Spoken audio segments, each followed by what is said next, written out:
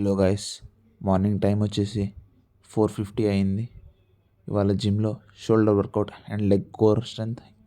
ఇది వచ్చేసి dumbbell press 10 kgsతో and then shoulder back part.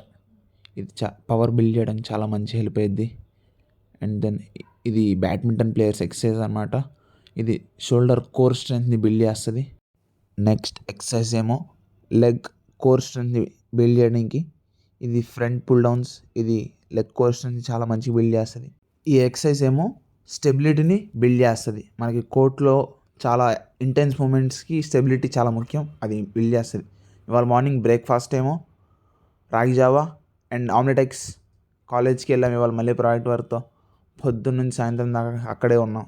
మధ్యాహ్నం లంచ్ ఏమో chicken curry and evening practice 4:30కి వచ్చాను. ఇవాళ మొత్తం ఈ ఫుట్ వర్క్ అనేది మొత్తం బేసిక్. బ్యాడ్మింటన్ సింగిల్స్కి ఫుట్ వర్క్ అనేది చాలా ముఖ్యం.